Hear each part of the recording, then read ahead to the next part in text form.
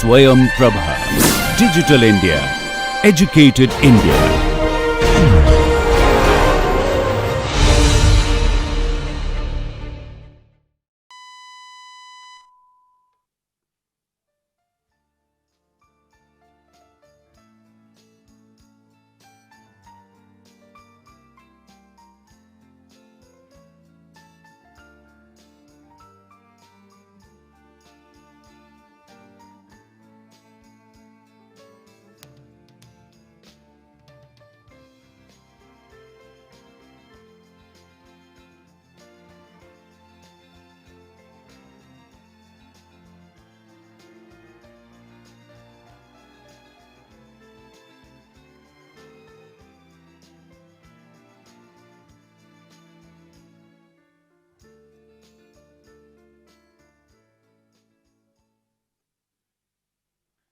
So, today we will cover the topic stability analysis.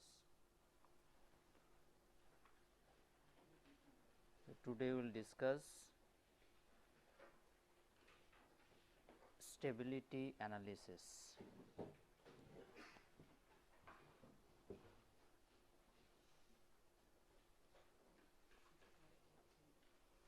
So, first we will try to know the definition of stable system. What is the definition of stable system? Definition of stable system.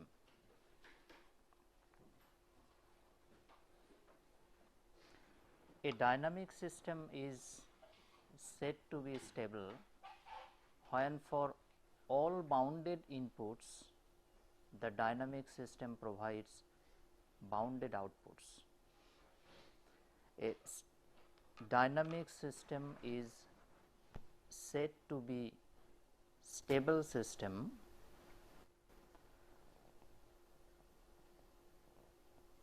a dynamic system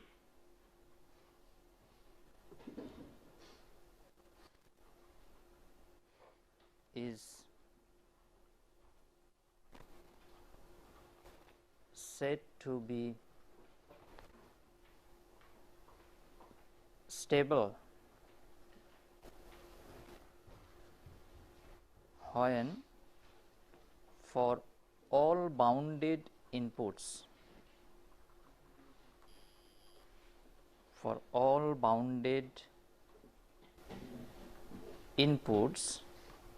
the dynamic system produces bounded outputs.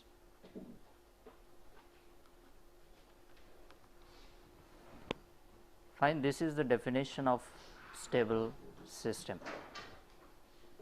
See, here two new terms are involved in this definition. One is bounded input, another one is bounded output. These are quite new.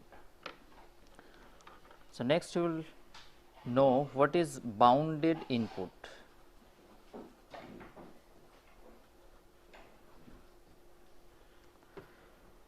Bounded input is an input that remains within an upper limit and a lower limit. Bounded input is an input that remains within an upper limit and a lower limit. Similarly, we can define the bounded output.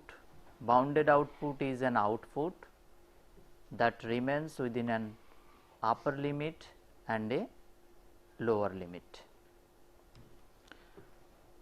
If we produce a plot between time t versus input u,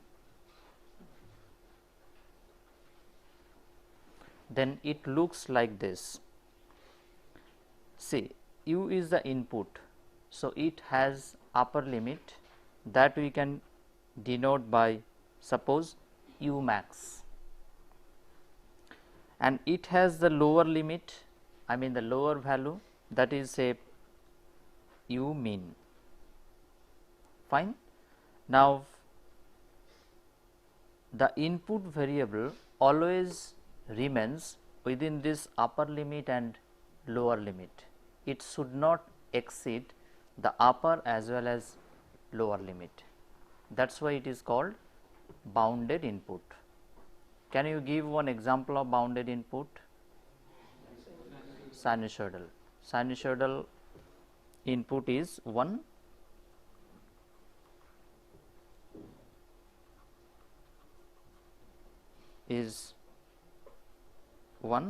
bounded input. Step input is another bounded input. What about ramp input?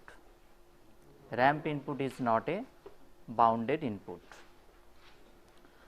Now, just opposite of this bounded, that is unbounded. Fine. Unbounded.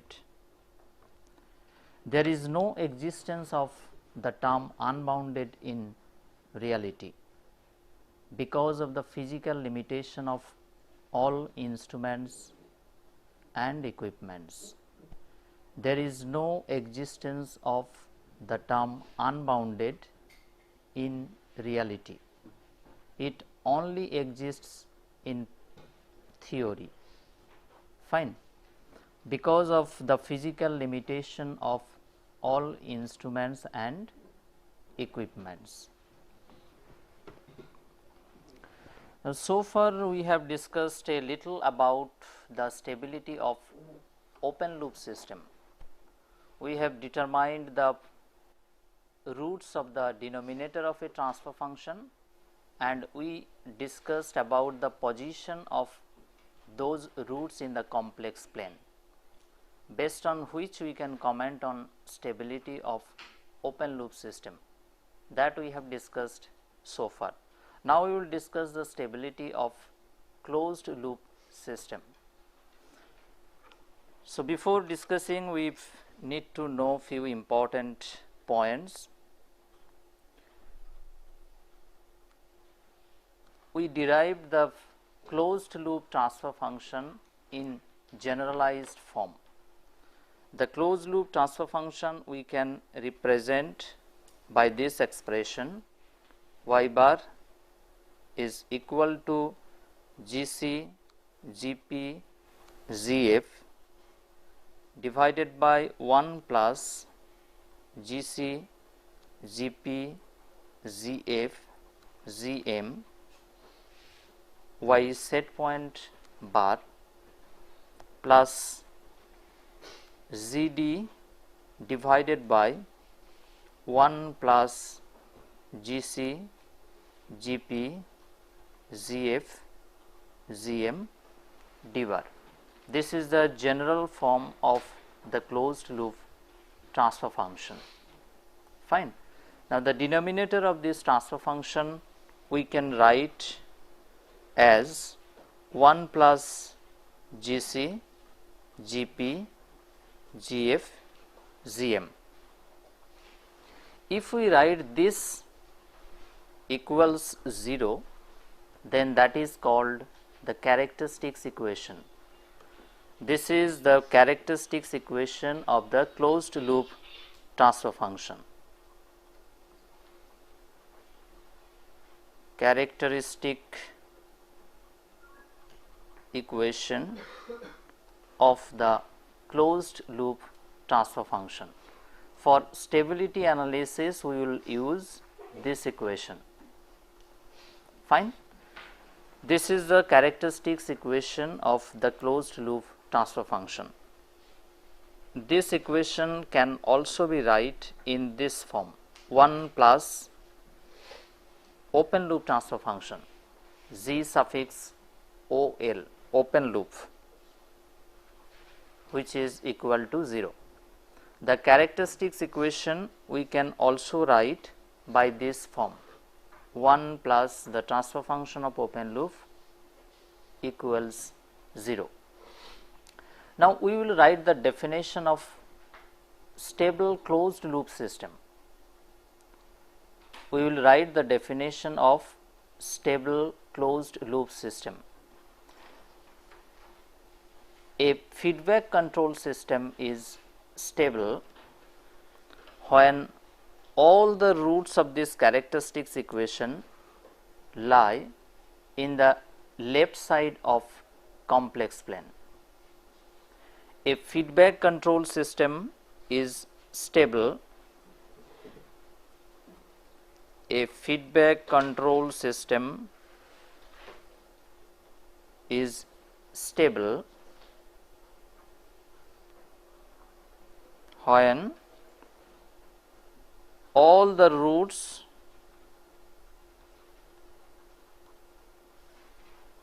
of its characteristics equation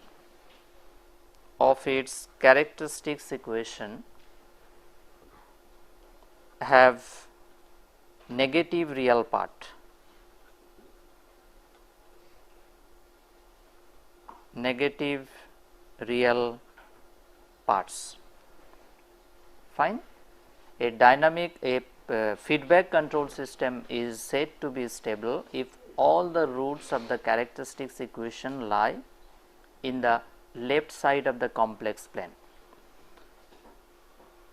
So, if this is real axis and this is imaginary axis, all the roots should lie in the left side. This is the left side. Then we can say that the feedback control system stable. Fine. Now, we will just discuss different situations.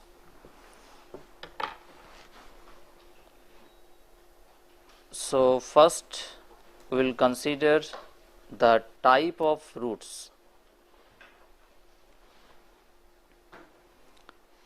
Then what will be the corresponding root location?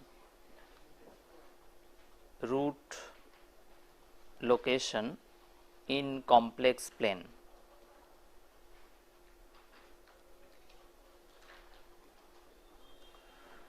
And we will know the corresponding closed loop response. Closed loop response for a step change in set point. SP means set point. Fine. Suppose a characteristics equation has a number of roots. Among them, say a characteristics equation has a number of roots and the roots lie in the left side of the imaginary axis. That means all the roots have negative real parts. Negative real root, not parts, negative real root. So, this is the complex plane, this is real axis and this is imaginary axis. Fine. So, suppose we are considering a single negative real root is there.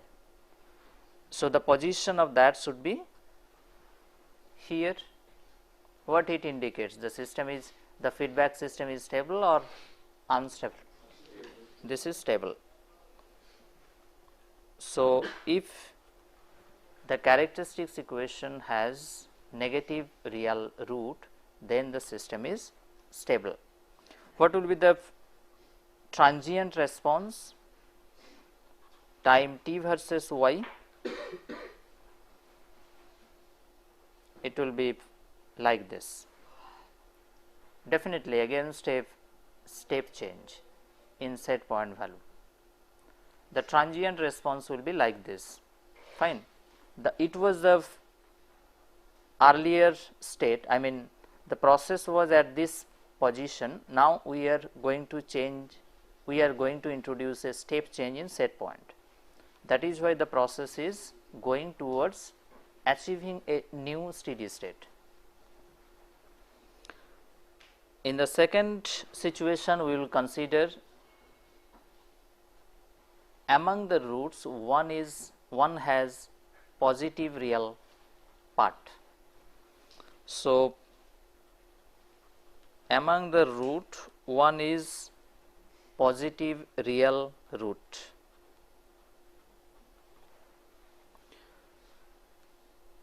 Now we need to locate that root in the complex plane.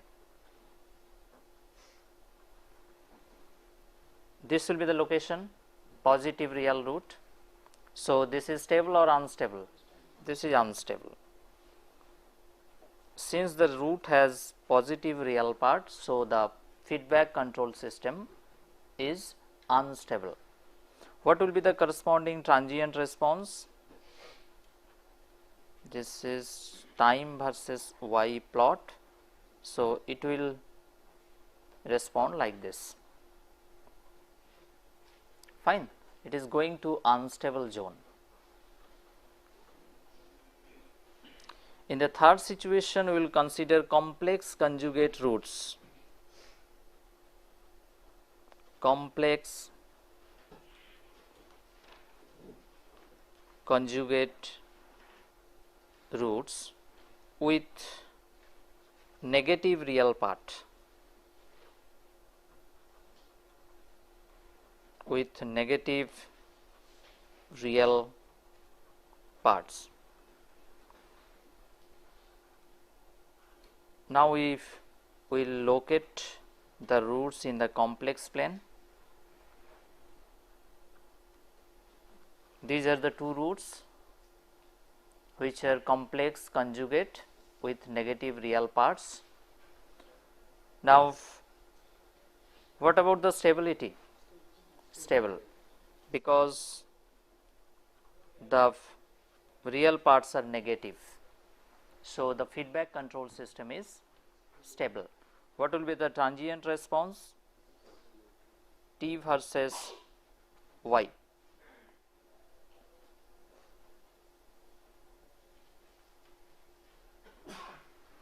It will reach a new steady state with decreasing oscillation with decreasing amplitude. Fine.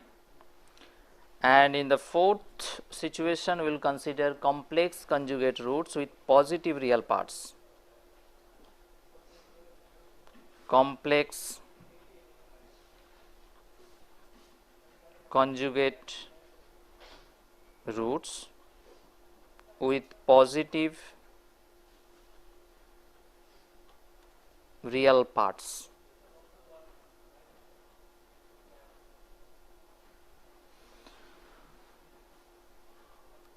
So if we locate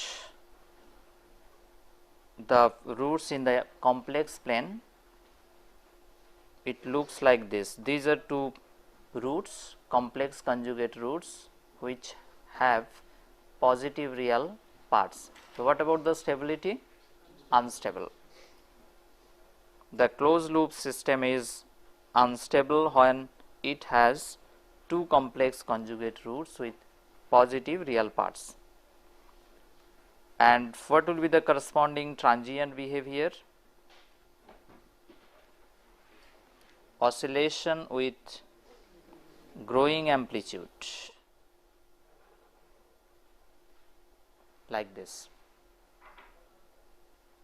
Fine. So these are the four different situations created in a closed loop system. Now we will note down few important points now.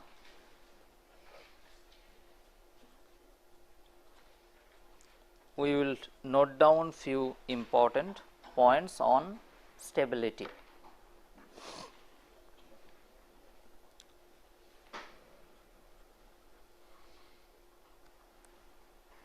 Roots,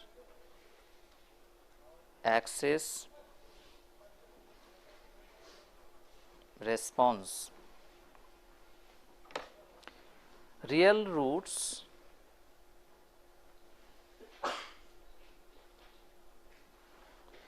near the imaginary axis, real roots near the imaginary axis result in slow response. This is the first important point.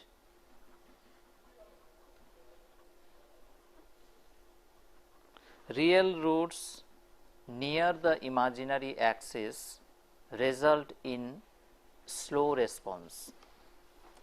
If we compare in the complex plane, it looks like this. One root is this one, another root is this one. So, the root which is near to the imaginary axis, that will provide slower response. Fine. Real roots near the imaginary or vertical axis result in slower response.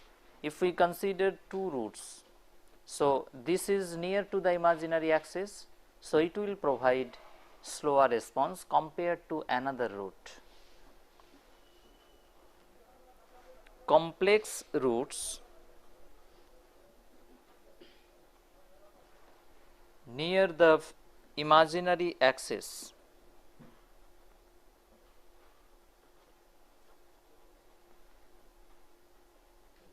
complex roots near the imaginary axis result in slow response. Complex roots near the imaginary axis result in slow response.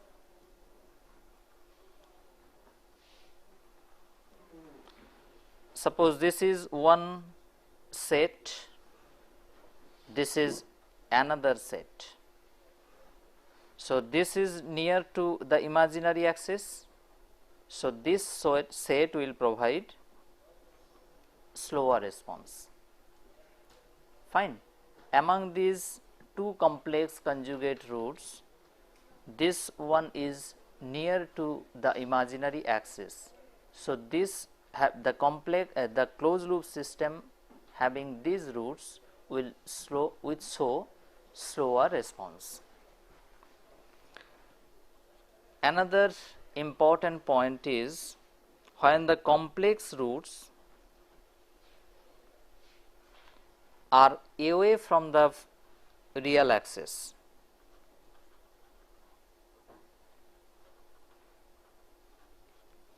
The complex roots away from the real axis, the more oscillatory the transient response will be.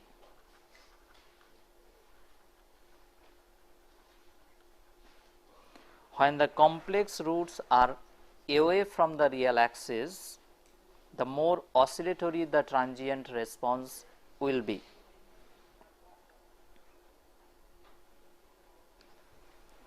Say this is one set and another one is this one.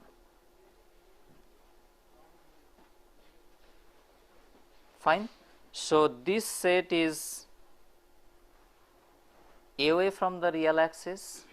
So, this set will provide more oscillatory response.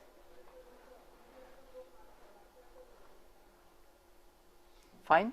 So, these are three important points on the transient response, speed of the transient response you can say. Fine. Now, in the next we will discuss the one very popular stability analysis technique, that is Routh-Hurwitz test.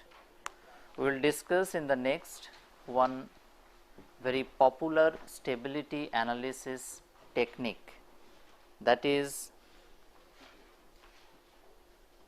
Routh-Hurwitz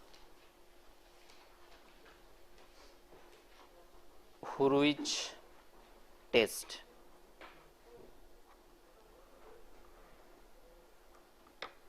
Fine. This is purely an algebraic test. Routh-Hurwitz test is purely an algebraic test.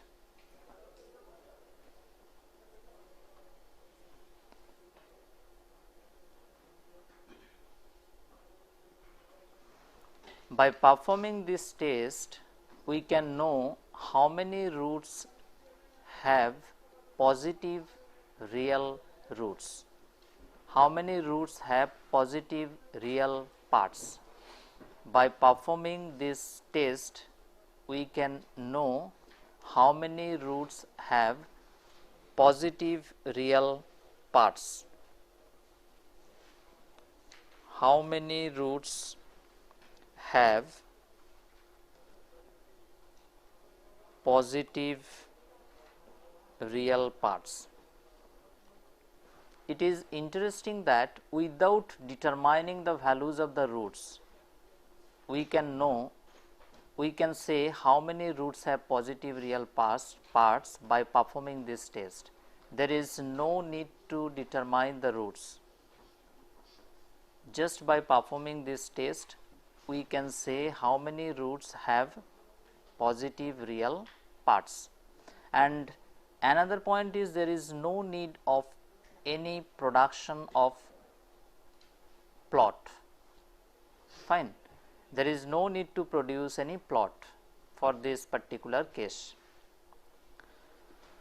And this method, this test is applicable when the characteristics equation is expressed in polynomial form. It is applicable when the characteristics equation is in polynomial form.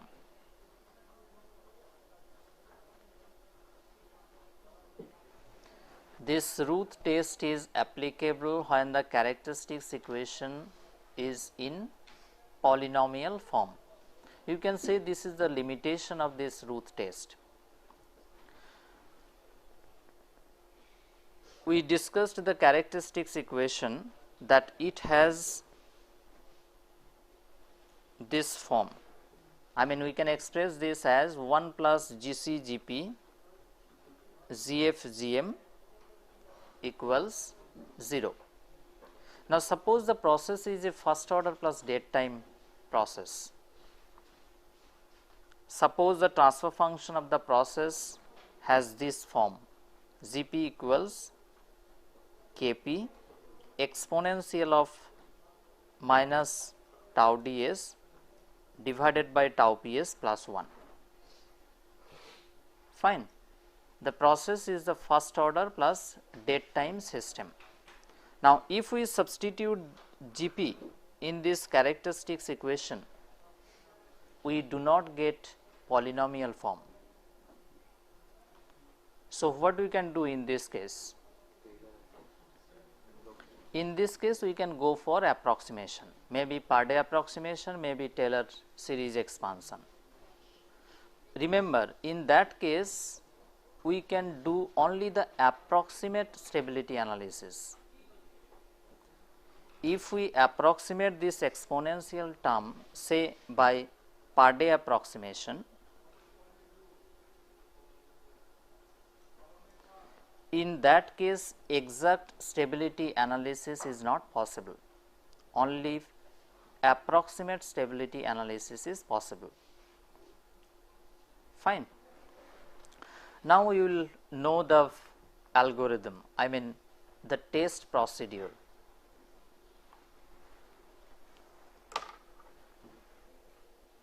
We will know the test procedure. What are the steps we need to follow to perform this Routh stability analysis?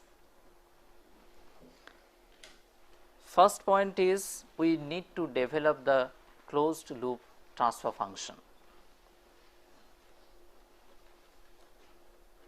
So, in the first we need to develop the closed loop transfer function. Fine, this is the first point. Secondly, write the characteristics equation in a standard polynomial form. Write the characteristics equation in standard polynomial form.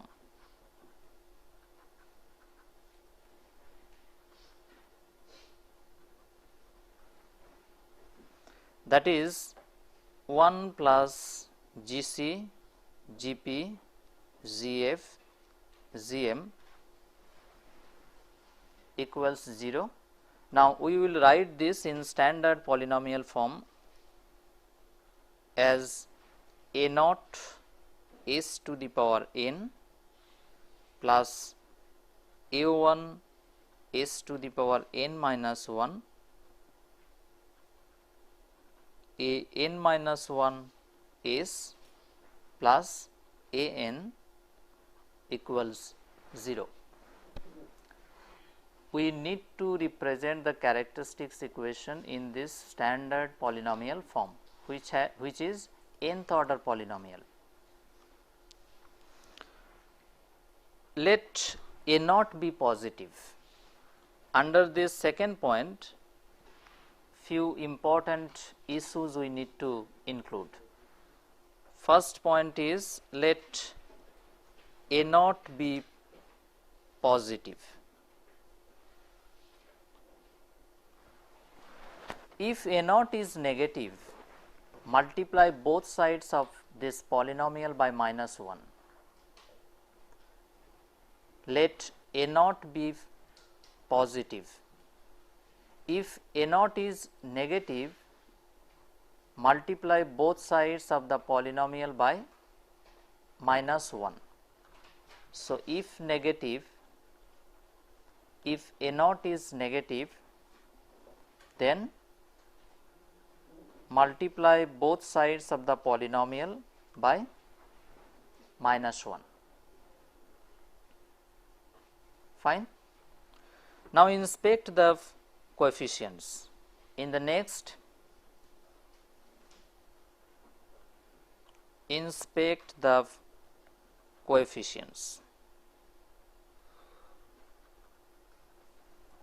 A1, A naught, A1 up to An. Fine. Inspect the coefficients. If any one coefficient is negative, then the closed loop system is unstable. There is no need of any further analysis. If any one coefficient is negative, the closed loop system is unstable. No further analysis is needed. If any one coefficient is negative, the closed loop system is unstable. No further analysis is needed. If all the coefficients are positive, the system may be stable or unstable. If all the coefficients are positive, it is difficult to say whether the system is stable or unstable. So, we can say that if all the coefficients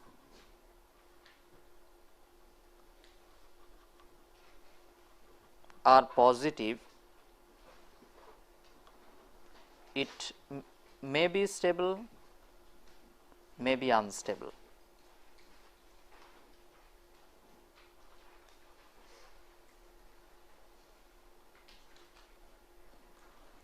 So, in this situation, we need to go for further analysis. Fine. So, this is the second point. A naught should be positive. We need to assume A naught be positive If that is not positive, we need to multiply both sides of the characteristics equation by -1. In the next step, we need to inspect the coefficients. If any one coefficient is negative, the system is unstable. So, there is no need of further analysis. If all the coefficients are positive, the system may be stable or may not be stable. So, to conclude whether the system is stable or unstable, we need to go for further analysis. So, that is basically the third point, third step of this test. In the third step, we need to form Routh array.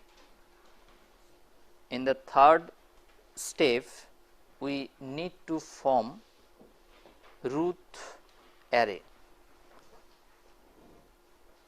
Fine. The Routh array consists of a number of rows. So, we will write the row one by one. This is first row,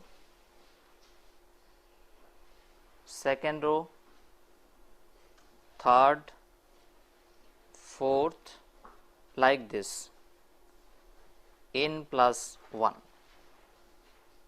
So, you remember, if the polynomial is nth order, the number of rows should be n plus 1.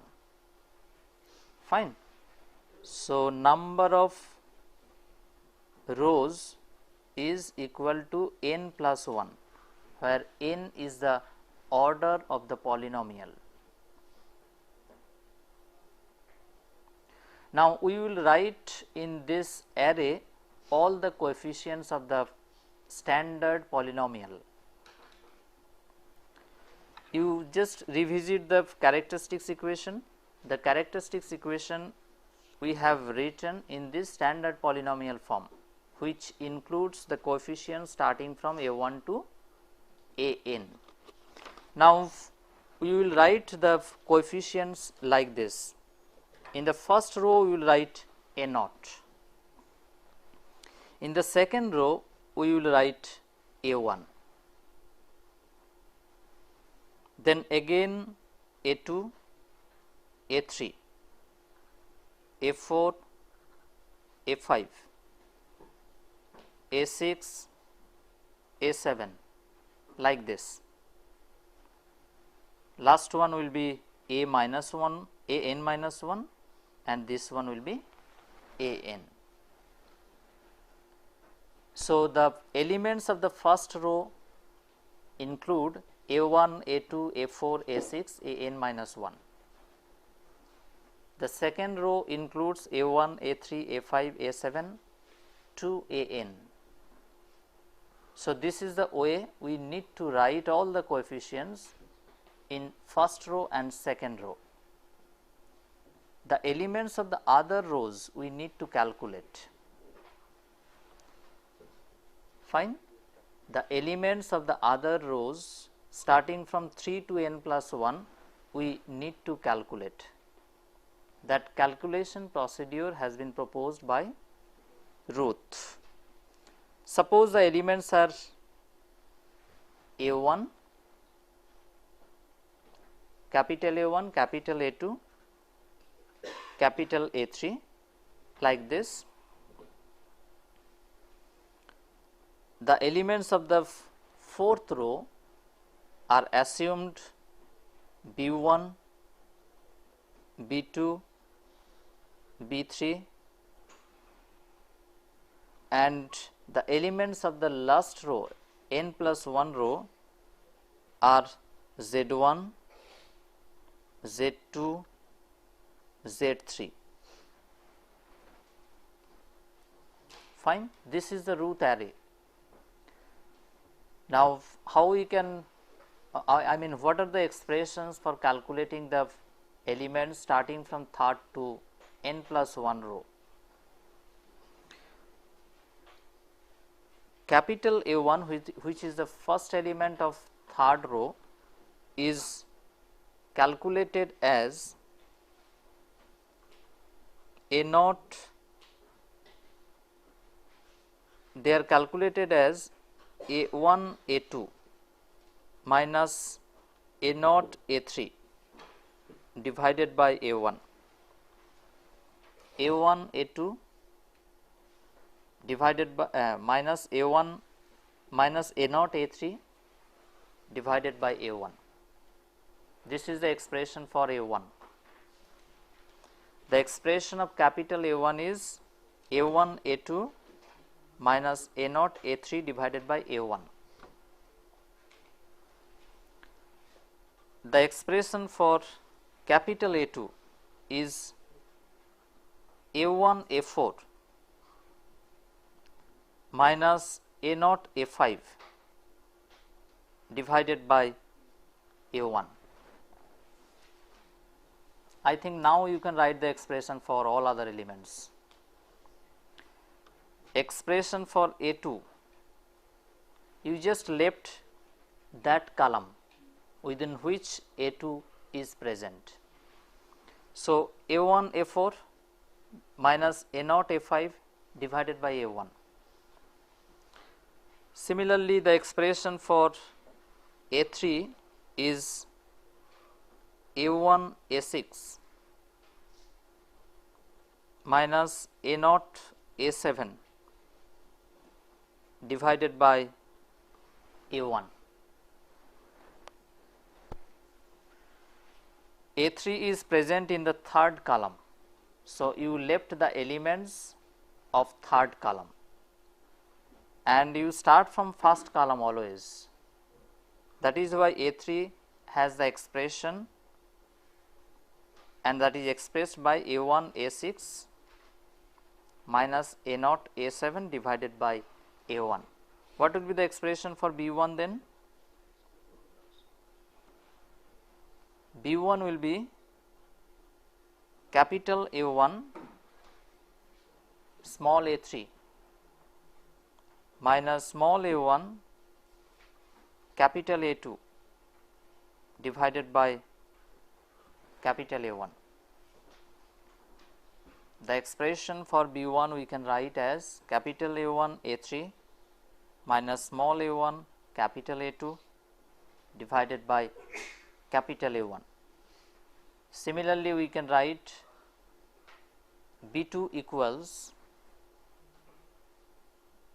A1 A5 minus A1 capital A3 divided by capital A1. Capital B2 we can write as capital A1 small a5 minus small a1 capital A3 divided by capital A1. Another element is B3. So, B3 we can write as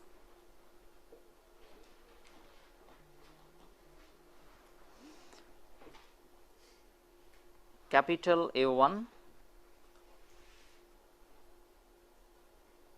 capital small a7 minus small a1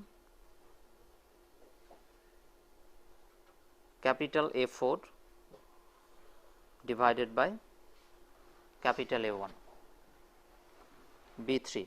So, we need to write here the element A4.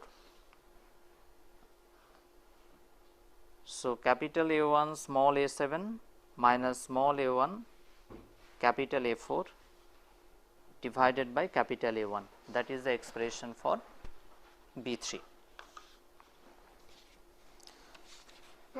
So, this is the third point in which we have discussed the formation of Ruth array.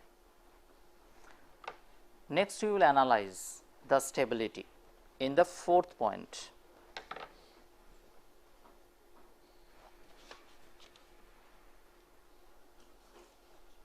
In the fourth point, we will discuss the analysis of this Ruth array. So, what are the elements? Elements are A0, A1, capital A1, capital B1, last element is Z1. These are the elements in the first column. These are the elements in the first column.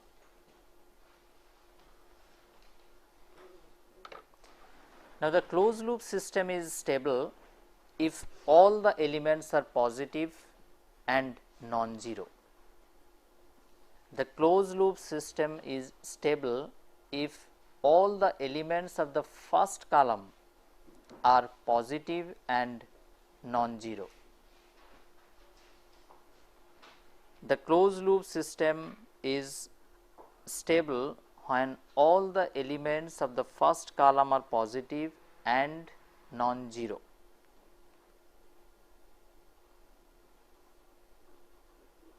All the elements of the first column are positive and non-zero. Fine. So, this is one point. Another point is, if any one element in the first column is negative, then at least one root has the positive real part. If any one element in the first column is negative, then at least one root has positive real part. Another point is, if one element in the first column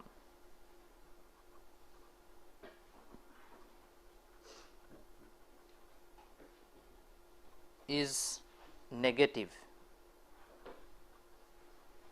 then at least one root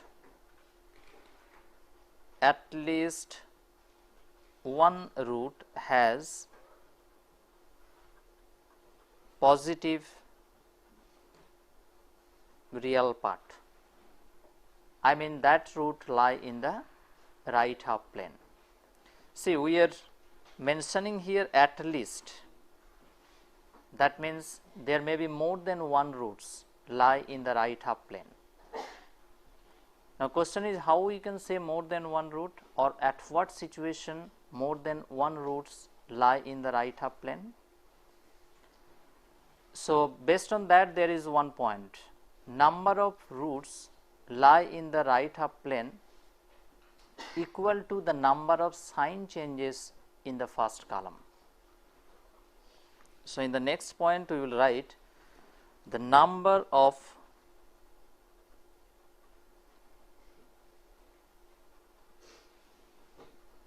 right half plane roots is equal to number of sign changes in the first column.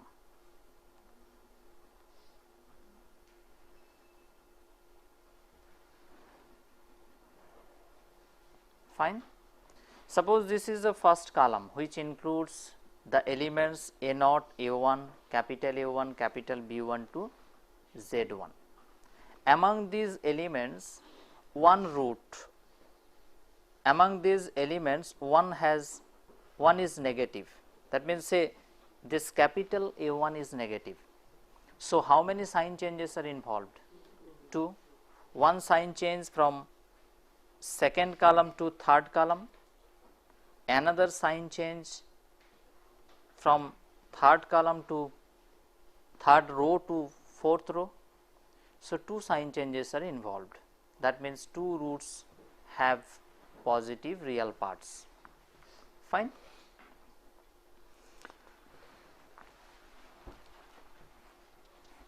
Suppose among these elements in the first column, one element is 0, then what about the stability? Among these elements in the first column, 1 is 0, then what about the stability of that closed loop system? See, if all the roots are positive, then the system is stable. If even one root is negative, system is unstable. So, if one element is 0, that is the critical stability condition.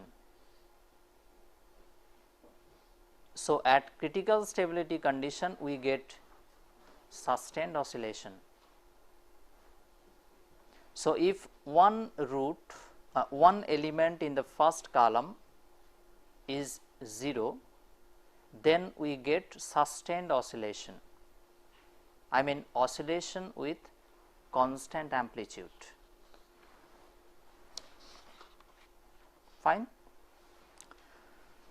This is all about the Routh-Hurwitz stability test, and one point is very clear that according to this Routh-Hurwitz test, we can only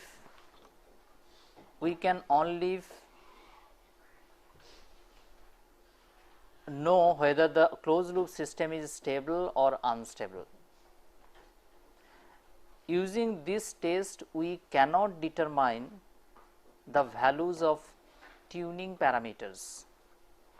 Fine. See, we need to conduct the Routh stability test to know the stability of a closed loop system. That means the process including the controller. We want to know the stability of a closed loop system. Closed loop system means the process which includes the controller. Now, according to this test, we can only say that the overall system is stable or unstable. Using or conducting this test, we never determine the exact values of the tuning parameters.